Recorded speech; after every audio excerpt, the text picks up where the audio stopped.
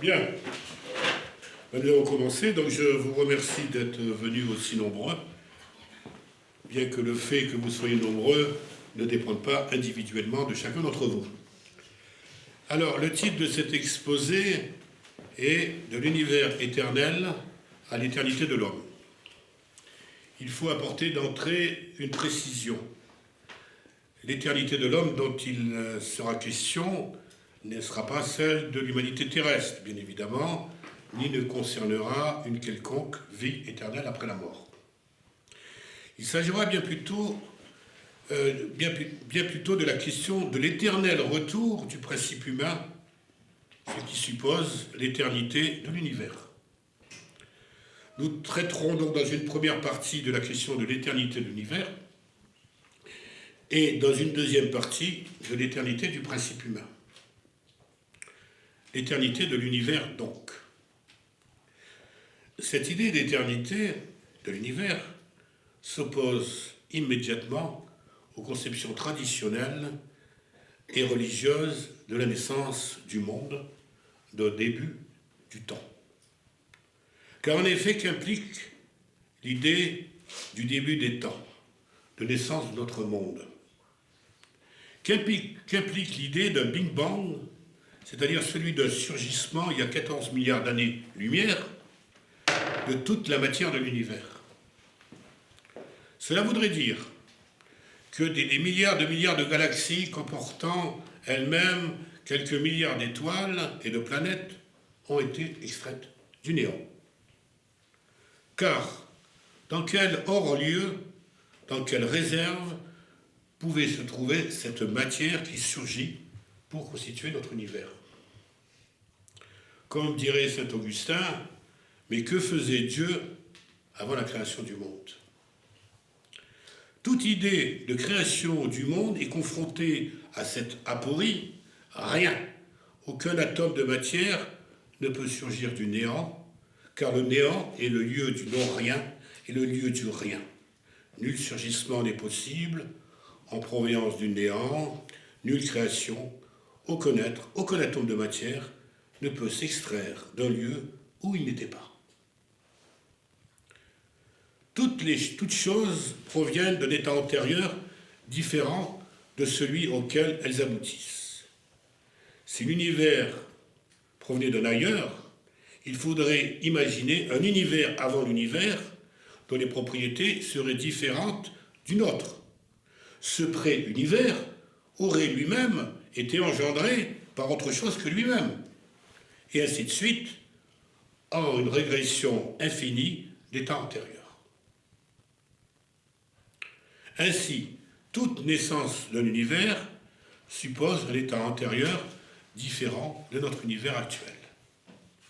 C'est pourquoi la faiblesse de la théorie du Big Bang, qui est la théorie dominante, est de faire surgir toute la matière et le rayonnement du néant.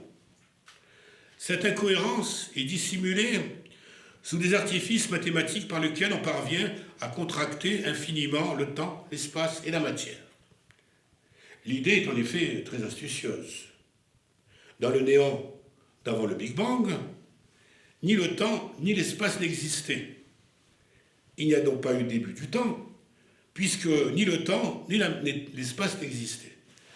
Donc il n'y a pas eu de début du temps, car le temps n'existant pas, il ne pouvait débuter. Ce qu'il fallait démontrer, et ils l'ont démontré. De même, il n'y a pas de lieu où le Big Bang s'est produit, puisque l'espace n'existait pas. Donc nous n'allons pas nous étendre sur les différentes et tortueuses façons dont les partisans du Big Bang essaient de contourner l'incontournable aporie. Il est impossible d'extraire un univers du néant. Ce qui est certain, c'est que l'idée d'un Big Bang a été inventée par un religieux. Elle est directement issue de la conception judéo-chrétienne de la Genèse divine. S'il apparaît logiquement impossible d'extraire quoi que ce soit d'un néant, nous devons convenir qu'il n'y a pas eu de création.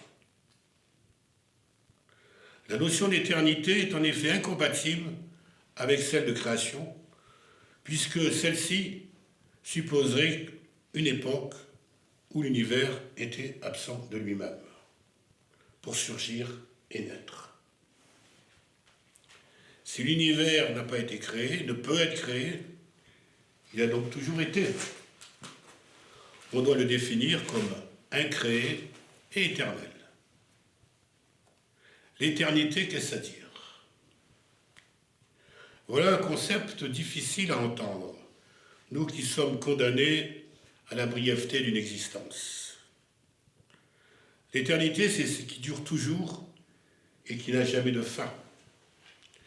Nous atteignons les limites de notre compréhension. Il est très difficile, douloureux même, d'imaginer par exemple un mouvement qui continue toujours dans un univers sans limite. Difficile d'envisager un univers qui n'a pas de bord. Un mouvement éternel implique donc un univers infini. On voit ici comment l'espace et le temps sont liés. Mais plus difficile est de penser que le temps de l'éternité n'a jamais commencé, que l'éternité peut se dire au passé. Nous avons tendance à imaginer l'éternité comme un présent qui se poursuit perpétuellement dans l'avenir, mais plus rarement comme un passé perpétuel. Car il est contradictoire de penser que l'éternité qui dure dans le futur ait pu commencer un jour, qu'il y a eu en quelque sorte un début à l'éternité. Il faut dès lors supposer que l'éternité présente n'a eu aucun début et que depuis toujours, il y a un présent éternel. L'éternité est un présent qui dure toujours. Dès lors, l'univers éternel que nous postulons est tout aussi bien celui qui dure toujours, dans le futur, que l'éternité qui fut la sienne dans le passé. Et puisqu'il s'agit de notre univers, on doit supposer qu'il n'est jamais né, qu'il n'a jamais été créé, qu'il a toujours été là, qu'il n'est pas daté, qu'il n'y a pas eu naissance de l'univers, comme le pensent la plupart des religions et des mythologies. Si nous acceptons plus ou moins facilement l'idée que notre univers puisse se prolonger toujours dans le futur, encore plus difficile est l'idée d'un univers qui n'a pas fait l'objet d'une création, d'un acte de création.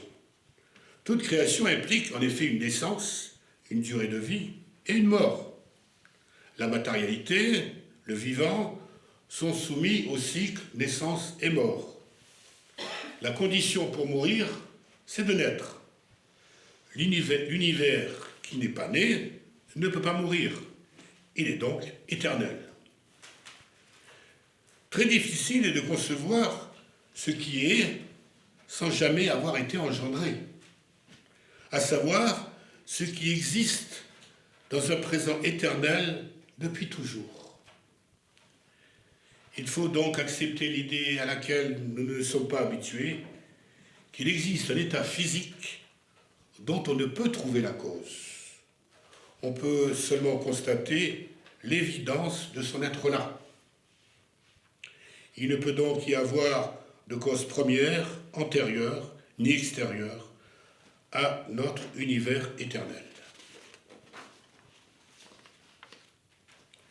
Nous avons dit que l'univers est éternel et incréé, qu'il ne peut pas être soumis au cycle création-destruction, qui supposerait une cause créatrice et un ailleurs où il disparaîtrait. Ce qui peut naître au sens de naissance, être et disparaître, ne connaît donc aucun mouvement. Dès lors, la condition d'un univers éternel et sans cause créatrice, c'est d'être sans énergie, sans mouvement, être pure immobilité. À cette condition de totale immobilité, on peut déduire que cet état amorphe peut durer éternellement. L'éternité suppose une totale inertie. Inversement, ce qui possède une énergie dispose d'un temps limité et ne peut donc être éternel. Je répète, l'éternité suppose une totale inertie. Inversement, ceux qui disposent d'une énergie disposent d'un temps limité, c'est-à-dire le temps d'user de cette énergie, et ne peut donc pas être éternel. Aussi, nous formulons l'hypothèse d'un univers éternel et incréé qui serait pure immobilité. Il serait statique, avec une absence totale d'énergie. Cependant, cette affirmation est fausse, puisque l'observation nous montre que la matière et les astres sont soumis au mouvement, au principe de création et d'annihilation. Dans l'univers, tout est en mouvement, tout est plein de vie, d'action et de réaction. Nous constatons en effet que la totalité des étangs, c'est-à-dire les astres, la matière, la nature, les humains, sont soumis au temps, ce qui implique naissance, croissance, disparition. Faut-il dès lors considérer comme vaine et inutile toute notre précédente démonstration et rejoindre les partisans du Big Bang, de l'univers surgi de rien et en expansion? Faut-il retrouver la tranquillité d'esprit que nous procure l'idée d'un univers surgi un jour, daté de seulement 14 milliards d'années-lumière, avec un bord et des frontières, plutôt que d'être confronté au tourment de la représentation d'un monde incréé, éternel, infini, qui ne connaît aucune limite? Comment choisir? Comment concilier finalement le temps et l'éternité? Car il serait bien dommage de nous dispenser de cette belle notion d'éternité qui nous ouvre grand l'infini des temps à notre méditation. Comment concilier ce qui dure une éternité et ce qui est soumis au temps, c'est-à-dire à la naissance et à la mort? Tout ce que contient notre univers n'est pas éternel, certes, mais tout l'univers non plus n'est pas soumis au temps. Nous aurions ainsi affaire à deux états distincts, un état éternel et un état soumis au temps. Comment cela est-il possible? Pour cela, il faudra distinguer la cause de la création de l'univers dans sa totalité de celle des étoiles et de la matière. On peut en effet très bien dissocier la question de la création de l'univers de celle des étoiles et des galaxies. Je répète, la solution, c'est qu'on peut dissocier la question de la création de l'univers de la création de celle des étoiles et des galaxies. Si l'univers est sans cause créatrice, il en peut être de même pour les étoiles et les galaxies, car ces étoiles ne peuvent surgir du néant. Et elles doivent avoir une cause et un lieu d'origine. Elle doit donc, cette matière, être assujettie au cycle de la création et la destruction. Ainsi, il nous appartient de concilier l'hypothèse de l'univers éternel, incréé, immobile et sans cause, avec l'existence d'une matière soumise au temps, à la création, au mouvement et à la causalité. Cette dissociation n'est pas opérée par la cosmologie actuelle, puisque la matière surgit en totalité pour constituer l'univers, l'espace et le temps. Il faut bien se mettre dans l'idée que la cosmologie actuelle, c'est toute la matière qui a surgi il y a 14 milliards d'années d'un seul coup. D'où on ne sait pas. Alors, pour revenir à ma démonstration, s'agit-il d'une véritable opposition telle que les termes soient incompatibles? Ou au contraire, sont-ils complémentaires? Si l'univers est éternel, cette éternité ne peut cesser et nous sommes plongés aujourd'hui dans cet univers immuable. Si la matière est soumise au temps, à la création et au recyclage, elle ne peut provenir du néant et doit s'extraire de quelque chose qui préexiste à elle-même. La cause de la création doit en effet procéder à la création, comme la mère doit exister avant l'enfant. Et nous avons vu que la matière ne peut surgir du néant comme pour le Big Bang. Alors, comment sortir de l'impasse? Si les astres naissent et disparaissent, il faut qu'ils puissent extraire leurs matériaux en provenance de quelque chose qui leur préexiste. Il faut donc que la matière coexiste avec autre chose. Et qu'ainsi existerait à côté de la matière une sorte de substance qui se transmuerait en matière. Quelle serait la nature, l'origine, le lieu où se trouverait en réserve cette substance qui aurait la propriété de se transformer en matière?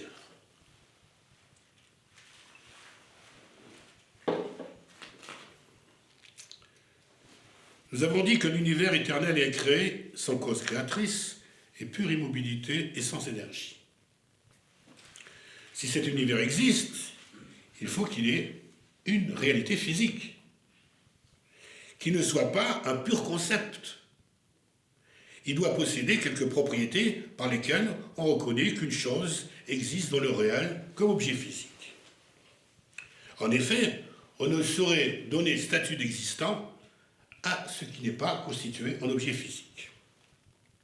Donc le principe d'éternité doit s'incarner dans quelque chose qui existe de façon permanente, qu'on comprenne bien. On ne peut pas parler d'éternité dans l'abstrait lorsque nous traitons des choses physiques. Si tous les objets de la matérialité sont soumis au temps, nous devons supposer la présence d'une substance autre possédant des propriétés radicalement différentes de celles de la matière. Cette substance se doit d'être permanente, puisque incréée, absolument immobile, et passive, puisque sans énergie propre. Si par ailleurs nous lui concédons le statut d'objet physique réel, nous devons rechercher le lieu de sa présence permanente et immuable. Partons, mesdames et messieurs, à la recherche de cette substance. La question est en effet de savoir, en premier lieu, non pas de quoi se compose cette substance, mais où elle se trouve. Comme nous l'avons supposée existante physiquement, mais différente de la matière, nous ne voyons pas d'autre lieu que l'espace où elle pourrait être, puisque l'espace, par définition, est le lieu qui accueille les objets. Il faut se demander alors si l'espace est vide et si ce vide a un sens. Qu'est-ce donc de penser le vide dans son absolu? Ce vide serait synonyme de néant. Dès lors, un objet ne pourrait pas s'y disposer, puisque le néant est l'absence du lieu lui-même. Dans ce néant, le mouvement d'un corps, à supposer qu'on puisse l'y disposer, ne rencontrerait aucune résistance, et la moindre impulsion lui donnerait immédiatement une vitesse infinie. Donc, le vide de l'espace n'a aucun sens. Il faut que cette substance emplisse cet espace. L'espace serait le lieu qu'occupe cette substance, puisqu'une substance se doit d'occuper un lieu. Mais cette substance occuperait tout l'espace, qui dès lors ne serait plus vide. L'espace contiendrait cette substance, et on ne pourrait plus différencier l'espace de cette substance, si bien que l'espace se contiendrait lui-même comme substance. Nous n'avons guère été habitués à rencontrer un objet qui serait à la fois le contenant, comme un vase, et le contenu, comme les fleurs. Ceci nous montre que l'espace, si on le considère comme un objet physique, doit être différent de la matière, et en voici une première preuve. Toute notre démonstration aboutit à cette conclusion. On ne peut plus considérer l'espace comme un lieu vide, mais au contraire comme une substance dont il faut maintenant définir les propriétés qui la différencient de la matière. Pour l'heure, nous nommerons cette substance de l'espace prématière, pour bien montrer qu'elle entretient une certaine connivence avec la matière, tout en étant différente. Donc nous allons aborder maintenant les propriétés physiques de cette prématière. Nous avons dit qu'on ne saurait différencier le contenant, l'espace comme cadre, où se disposent les objets, du contenu lui-même, c'est-à-dire cette substance de l'espace. L'espace est donc plein de cette prématière. Cette substance de l'espace ne peut être qu'assez différente de la matière, car s'il en était autrement, cette substance aurait été depuis longtemps identifiée. Donc, on ne saurait prêter à cette substance tous les attributs de la matière. Nous pourrions, par exemple, attribuer à cette substance des propriétés que nous refusons à la matière, comme celle d'être contradictoirement fluide et dense. Comment le démontrer? Avec votre téléphone portable, vous envoyez des ondes qui vont atteindre un autre portable. Mais de quoi sont faites ces ondes? Une onde consiste en la mise en mouvement d'un milieu, à l'exemple des ondes aquatiques. Vous trouvez normal d'envoyer des ondes dans l'espace sans vous demander comment cela est possible de communiquer à distance, comment une impulsion peut être transmise d'un objet à un autre sans intermédiaire. Il faut donc une substance transmettrice, et nous avons vu que l'espace plein de prématière serait le milieu qui peut transmettre le mouvement sous forme d'onde. Mais pour transmettre une onde électromagnétique à 300 000 km/s, il faut que ce milieu soit extrêmement rigide si on raisonne en appliquant les propriétés de la matière. En effet, la vitesse de propagation d'une onde dans l'air est de 340 mètres secondes, je répète 340 mètres secondes, et 4 fois plus élevée dans l'eau, 1500 mètres secondes. Nous sommes très loin des 300 000 km/s. Dès lors, pour transmettre une onde, il faudrait que cette substance de l'espace ait une densité inimaginable. Voilà pourquoi on n'a jamais pu affirmer que les ondes électromagnétiques ont pour origine une quelconque substance composant l'espace, comme ce fut le cas un temps pour l'éther. Donc, comment, là aussi, sortir de l'impasse? Comment concilier densité et fluidité? Or, ici, nous nous trouvons devant une propriété tout à fait distincte de celle de la matière, l'absolue continuité de cette substance. Il n'y a pas de trou dans l'espace pour séparer les éléments, puisque l'espace n'est pas composé d'éléments distincts. La mathématique de la densité ne peut pas s'y appliquer. Nous avons affaire à une substance totalement homogène. En conséquence, une vibration se propagera à grande vitesse, et cette grande vitesse, c'est celle de la lumière. Cette substance est d'une densité absolue pour expliquer la vitesse de propagation des ondes électromagnétiques. Densité absolue, c'est-à-dire que les éléments se touchent, mais comme il n'y a pas d'éléments, c'est la continuité totale. Il faut bien comprendre cette qualité particulière de la substance de l'espace. Or, problème, si l'espace est absolument dense, comment pouvons-nous nous déplacer en son sein? Autre problème. Vous savez que l'espace est complètement dense, mais comment peut-on se mouvoir, bouger les mains? Alors, tout d'abord, qu'est-ce qui caractérise un corps rigide et dense? Donc, un objet est d'autant plus rigide que les éléments qui le composent sont plus proches. Nous sommes d'accord? Plus lourd. Or, la prématière n'est pas composée d'éléments et la notion de poids n'a aucun sens pour l'espace-substance. Ces deux propriétés, absence de masse matérielle, continuité absolue, font qu'une très faible impulsion peut déclencher le mouvement d'une onde qui se propage à la vitesse de la lumière, c'est-à-dire à vitesse c.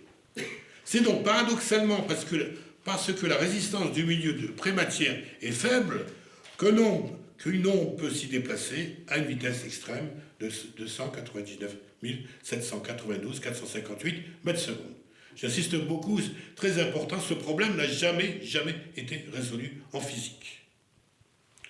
Et c'est cette faible inertie qui permet le mouvement dans l'espace des corps de matière sans rencontrer apparemment de résistance. Fluidité et densité ne sont pas incompatibles. En conclusion, c'est la densité absolue de la substance de l'espace qui permet une vitesse c élevée de propagation des ondes électromagnétiques, mais c'est justement cette totale homogénéité qui permet de créer, avec une très faible impulsion, une onde électromagnétique et de se déplacer dans son sein. Voilà, résolu la contradiction.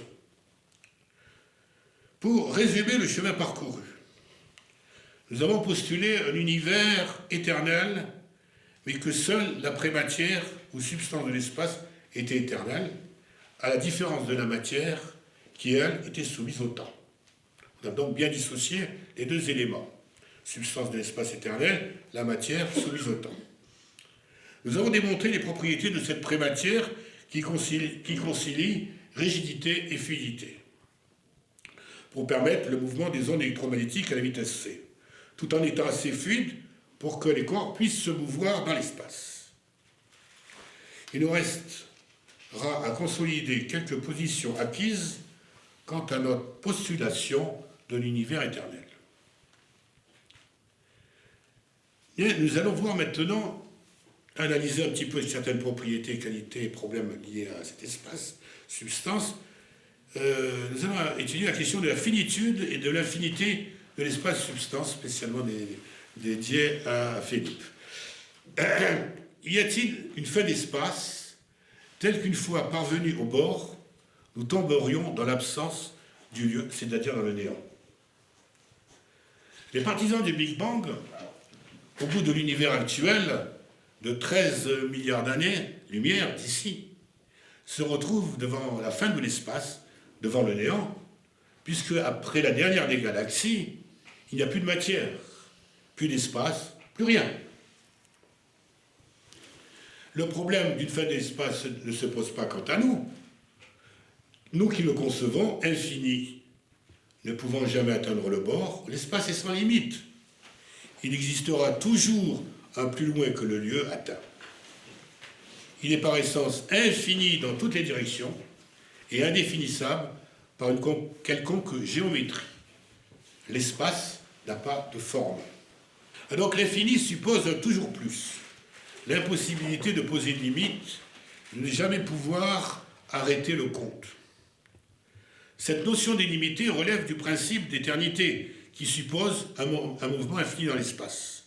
À un univers éternel correspond un univers dont les distances sont infinies et dont on ne pourra jamais atteindre le bord.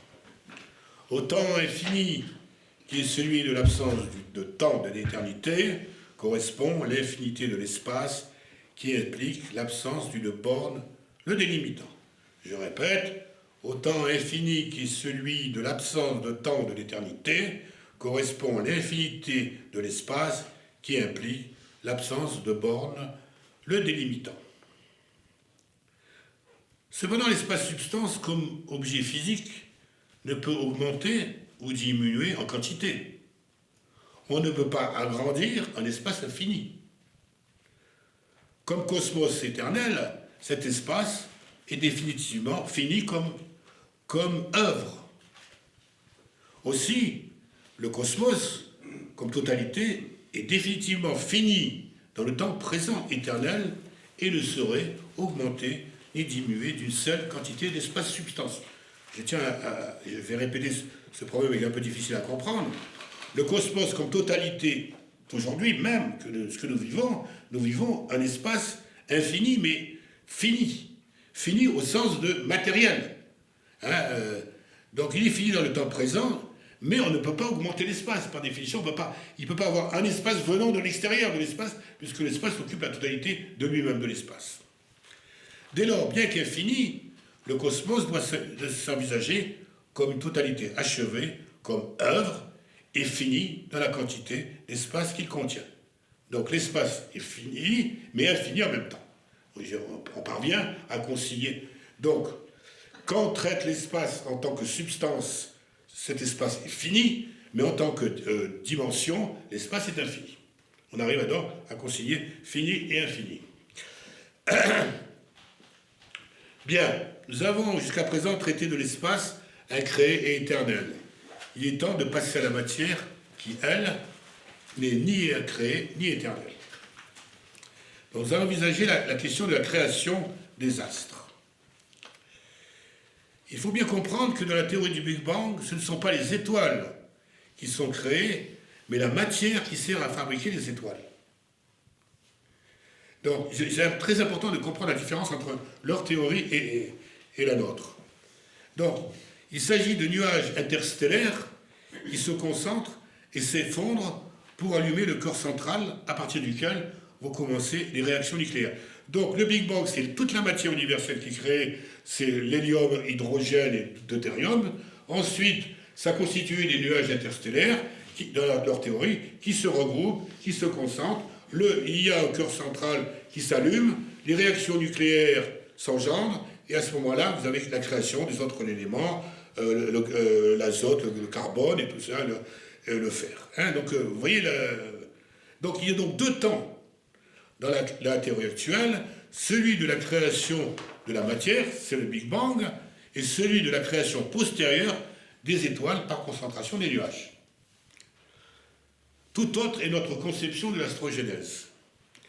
Nous avons dit que la base de l'univers, à savoir la prématière de l'espace, était éternelle et incréée, mais que par contre, les astres n'étaient pas éternels, mais soumis au temps et au cycle, création, destruction. Comment va s'effectuer cette création?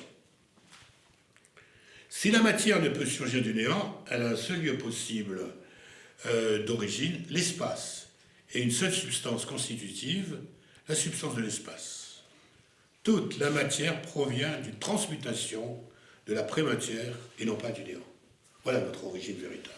Toute la matière provient d'une transmutation de la matière et non pas du néant. Espace tu étais, tu retourneras, non pas à la poussière, mais à l'espace. S'il n'y a pas un lieu et un temps unique de la création, toute la matière universelle, alors cette émergence se produit en tout temps et en tout lieu, comme autant de mini-Big Bang. Cela suppose, c'est ma théorie, qu'une onde de choc se produise dans la substance de l'espace pour donner naissance à un embryon stellaire. La création des étoiles doit être calquée sur le principe de la vie qui suppose une naissance à partir de l'embryon, une croissance en masse et un développement par absorption de substances nourricières. Cette substance nourricière, c'est la substance de l'espace. Cette genèse de la matière ne peut constituer un événement unique, mais se produit à chaque création d'étoiles, mais aussi de planètes. Et contrairement à ce qu'on vous fait croire, que vous fait croire la science officielle, la Terre et le Soleil ont été fabriqués en même temps et de la même façon.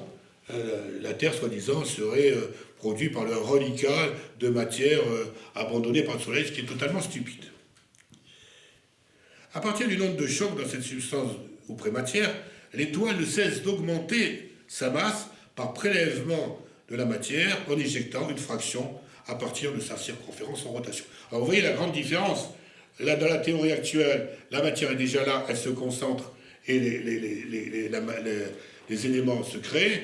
Dans la théorie que je propose, au contraire, c'est l'étoile elle-même qui crée, à partir d'un embryon stellaire, ses propres éléments. Donc vous voyez, il y a une différence radicale. Donc les étoiles sont autorisées à se constituer de façon autonome en produisant elles-mêmes leur matière, puisée dans la substance d'espace, à partir d'une onde de choc. Aucune condition de masse du nuage préstellaire n'est nécessaire. Donc les étoiles massives, les naines brunes, les planètes naissent de la même façon. Alors que dans la théorie actuelle, il faut que l'étoile ait une certaine masse pour pouvoir se concentrer et faire démarrer les réactions nucléaires. Là, donc les étoiles, les planètes, dans le système actuel, ne naissent pas de la même façon que les étoiles. Il y a une différence entre le mode de naissance des étoiles et la naissance des planètes. La Terre ne serait pas née comme le Soleil. Vous voyez là également une autre différence. Donc la nouvelle théorie est parfaitement valable par l'observation. car la création permanente des étoiles peut être vérifiée, ce qui n'est pas le cas pour celle du Big Bang, dont la validité, bien évidemment, ne pourra jamais être démontrée. Il s'agit en effet d'un événement unique, situé dans un passé s'étant déroulé dans des conditions extrêmes que l'on ne peut reproduire. Le Big Bang n'a pas de cause, il se produit de lui-même. La théorie du Big Bang ne décrit aucune procédure d'émergence.